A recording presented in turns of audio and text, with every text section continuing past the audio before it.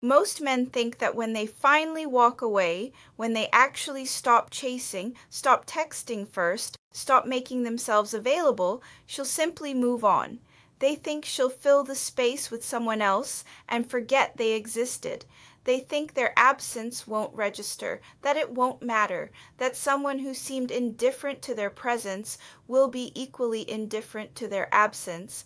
That is one of the most expensive assumptions a man can make. Because here is what actually happens psychologically, emotionally, behaviorally, the moment a woman realizes she has genuinely lost you, not lost access to your texts, not lost your availability on a Friday night, but lost you. The version of you that no longer needs her approval, no longer waits for her attention, no longer rearranges his life around her unpredictability. That realization triggers something she wasn't prepared for. And in this video, I'm going to walk you through exactly what that something is, what it looks like, why it happens, and most importantly, what it means for you and the man you're becoming. Because if you've been through this, if you've ever poured yourself into someone who treated your energy as optional, this video is going to explain things about that dynamic that no one has probably ever said to you directly. I'm Lyra. This is Mystique Psychology. Stay until the end because the final section is the one that actually changes behavior, not hers, yours. Before we go further, if this is the kind of content you've been looking for, subscribe to Mystique Psychology right now. Every week, I break down the real psychology behind human behavior, attraction, and self-development. The truths that most people won't say out loud. Hit subscribe, turn on notifications, and let's get into it. Part 1. What she actually feels when you disappear. 1:45, 4:30. Let's start with the part that surprises most men. When you go quiet, when you genuinely stop initiating, stop being available on demand, stop performing the emotional labor of keeping the connection alive, she doesn't immediately notice in the way you might imagine, not at first. At first, there's relief. That's the honest answer. If the dynamic has been tense, if there's been emotional back and forth, she may actually feel the space open up and breathe into it. She tells herself she's fine, maybe she's better, maybe she needed distance too. But that phase doesn't last long, because what follows the relief is something more uncomfortable: awareness. Not the dramatic movie script realization, the quiet, creeping kind, the kind that shows up when she's scrolling and notices your name isn't appearing, when something reminds her of a conversation you had, when she reaches for her phone in a habitual moment and catches herself wondering why she was about to text you. That awareness is significant because it reveals something she hadn't consciously acknowledged while you were present. How much space you occupied, not because you were overwhelming, because you were consistent. And she had calibrated her daily emotional world around that consistency without ever naming it. This is the psychology of loss aversion. Human beings don't fully register the value of what they have until the threat of losing it becomes real. While you were available, she had the luxury of taking you for granted. That's not cruelty. That's a universal cognitive pattern. We discount what we're certain we can access. The moment certainty is removed, the calculus changes completely. She starts checking, not obsessively at first, but consistently. She looks at your profile. She notices when you post and when you don't. She registers your energy from a distance and begins comparing it to the energy she remembers, and what she sees unsettles her, not because you're performing anything, because you're simply living, focused, forward moving, no longer orbiting her, and that contrast between the man she expected to still be waiting and the man who clearly isn't is where everything begins to shift. Now let's talk about the behavior, because this is the part most men misread entirely. When a woman realizes she's genuinely losing access to you, not just losing the relationship, but losing the ability to have you available on her terms, her behavior shifts, and it shifts in ways that look on the surface very much like renewed interest. But the psychology behind them is more complex than that. She reaches out softly. The message, when it comes, is almost never direct. It's a "Hey, how have you been?" A meme she thought you'd find funny. And I saw something that reminded me of you. Something that opens a door without explicitly knocking on it. Something that allows her to gauge your response without fully revealing her position. Why? Because being direct would require admitting that your absence has affected her, that she noticed, that she cares in a way she hadn't admitted while you were present. And she's not ready for that exposure. So she tests the water temperature first with the softest possible touch. She becomes more visible. She posts more. She goes out more, or at least makes it appear that way. She wants to know if you're watching. She doesn't necessarily want you back in this moment. She wants to know whether you're still paying attention, whether your detachment is real or performed. She's trying to determine if she still has access to your emotional reactions. She asks mutual connections about you. This is the quietest signal and one of the most revealing. When she starts asking people who know you both, casually, like she isn't asking, how you're doing, whether you're seeing someone, what you've been up to, she's gathering information she no longer has direct access to. And the fact that she's seeking it indirectly tells you everything about where she actually is. Here is the crucial distinction you have to understand. None of this is necessarily about wanting you back. Some of it is, but not all of it, and not always. What it is unambiguously about is the loss of control.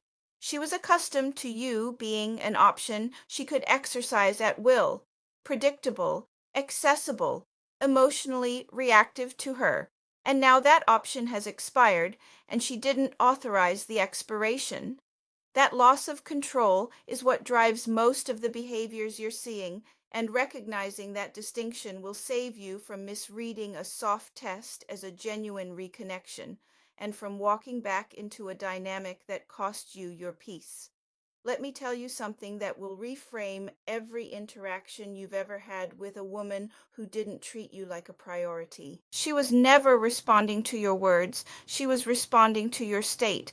When you were chasing, when you were texting first, over-explaining, making yourself perpetually available, tolerating inconsistency because the alternative felt like loss, she felt that state. She didn't have to analyze it. She didn't have to name it. She felt it the way you feel the temperature of a room when you walk in. That state communicated something specific. I need you in order to feel okay. I need your attention to feel valuable. I need your validation to feel like I'm enough. And no matter how kind your words were, no matter how patient or understanding you presented yourself, that underlying state killed attraction, because attraction is not built on need. Attraction is built on respect. And it is impossible, genuinely impossible, to fully respect someone who hasn't yet learned to respect himself enough to walk away from what diminishes him. But here is where it reverses. When you genuinely detach, not as a tactic, not as a temporary strategy to provoke a reaction, but as the result of an actual decision to choose yourself, your state changes. You stop seeking her approval because you've built your own. You stop waiting for her validation because you've developed an internal source of it. You move from emotional lack to emotional sufficiency. And that shift cannot be faked. This is the part that trips most men up. They try to perform detachment while still being attached. They go quiet for a week while still checking her profile daily. They stop texting while still mentally rehearsing what they'll say when she reaches out. That's not detachment. That's suppressed pursuit. And she can feel the difference. True detachment is quiet. It's not cold, not resentful, not performed. It's simply the absence of need, the absence of her from your internal monologue. Your days are no longer organized around the possibility of her. Your mood is no longer contingent on her responses. You've genuinely redirected your attention inward, forward, toward the life you're building. That state, when it's real, communicates something entirely different from everything that came before. It says, I am complete without your participation. And that specific quality, is one of the most quietly compelling things a man can embody. She feels it, even through a screen, even in the absence of communication. She feels the difference between a man who is silently waiting for her and a man who has simply moved on, and that difference is everything. Quick pause. If this is hitting something real, subscribe to Mystique Psychology and drop a comment below. Tell me where you are in this process. I read every one, and the most honest comments get the most honest responses. Now, part 4. This is where we get practical. I want to talk about what it actually costs you when you don't do this work, because most men think the cost of staying in pursuit is just time. A few months of chasing someone who isn't fully choosing them, and then they move on. But the cost is much higher than that, and it's much quieter. Every time you accept less than you deserve, every time you respond to a soft reach out with the same urgency you've always had, every time you rearrange your schedule for someone who wouldn't rearrange theirs for you, every time you explain yourself to someone who has never asked for your perspective with genuine curiosity, you are teaching yourself something. You are teaching yourself that your time is negotiable, that your peace is something other people get to interrupt, that your emotional availability is a resource that should be distributed freely regardless of whether it's respected. And once you've taught yourself that, the lesson doesn't stay in one relationship. It migrates. It shows up in how you allow your friends to treat your time, in how you accept mediocrity at work rather than demanding more of yourself or your environment, in how you speak about yourself when no one else is listening. The pattern that made you available to someone who undervalued you is the same pattern operating in every area where you're not fully standing in your own worth. Fix it in one place, and you begin fixing it everywhere. That's the real work. Not getting her back, getting yourself back. And here is what that costs her, in ways she may never admit out loud. When you stay in the pattern, when you keep showing up with the same energy, regardless of how she treats it, you make it easy for her not to grow. You absorb her inconsistency so she never has to face it. You give her the comfort of an emotional safety net while she keeps her options open. Your presence, in that configuration, actively prevents the kind of discomfort that produces change. When you leave, when you genuinely stop absorbing what doesn't serve you, you take that comfort away. And what remains is the discomfort of her own choices, her own patterns, her own responsibility for what she lost. That discomfort is not your job to manage. It's hers to face. And the greatest gift you can give both of you is refusing to shield her from it. Let's get specific, because knowing the psychology is only useful if it translates into actual behavior change. Step 1, stop reaching out completely. Not a taper, not a gradual reduction, a full stop. No checking in, no casual likes on her posts, no forwarding something she'd find funny. Every contact you initiate keeps the door open, not for her to walk through, but for you to keep looking through. Close it. Not out of anger, out of self-respect. When the urge hits, and it will, especially in the first weeks, redirect it immediately. Do something physical, something that puts your body into a different state. Your nervous system is seeking a familiar hit of emotional stimulation. Give it something better. Step 2, become genuinely outcome independent.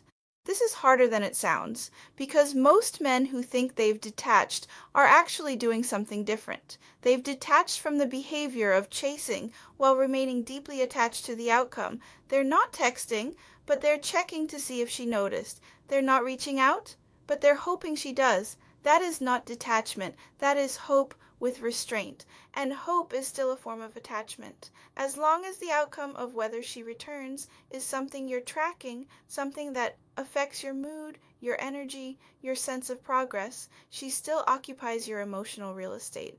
True outcome independence means exactly that. You genuinely do not know or care whether she reaches out.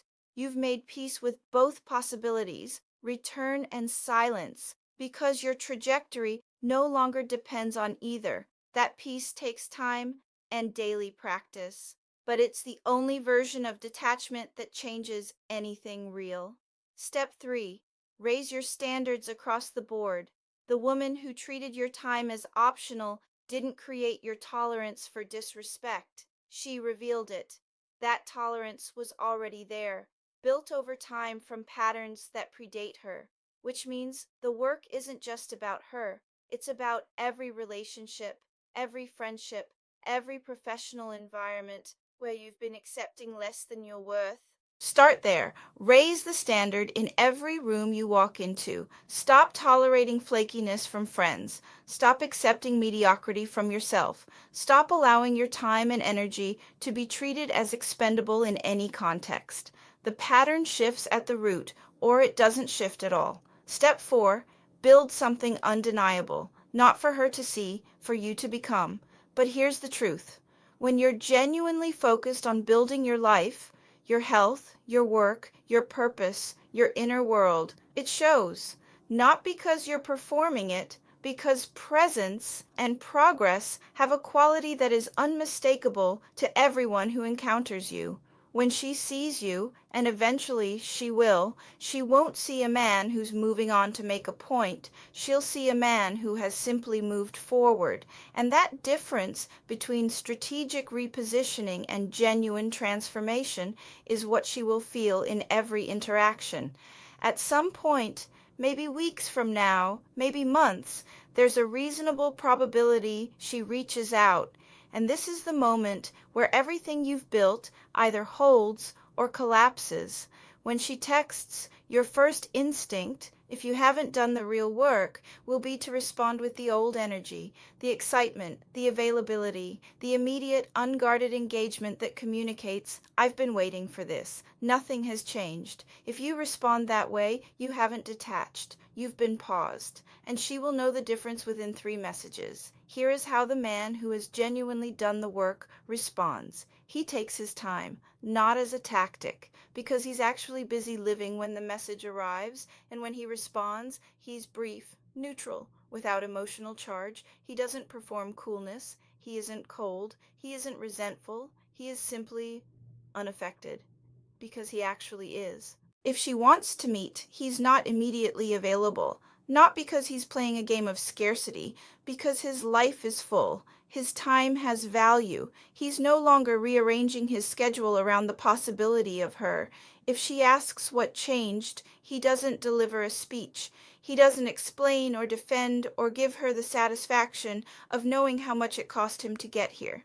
He says something simple, I'm focused on different things now, and he means it. And if she wants to rebuild something, if she's genuinely showing up differently, with consistency and respect and the kind of investment that was absent before, he observes. He doesn't rush. He doesn't reward the reach out with instant emotional access. He watches what she does over time, not what she says in a single conversation. Because the man who has done the work knows something he didn't know before. Words are what people offer when they want access. Actions are what they offer when they've genuinely changed. He's no longer moved by the former. He waits for the latter. And if she doesn't come back, he's already answered that question for himself.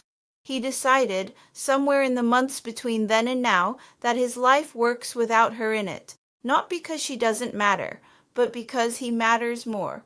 Here's what this video is actually about. It's not really about her reaction. Her reaction is just the mirror.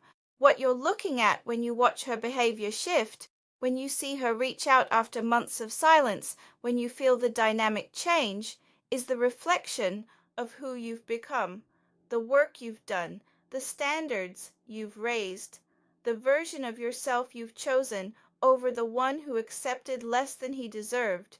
She didn't change because you became strategic. She responded because you became real.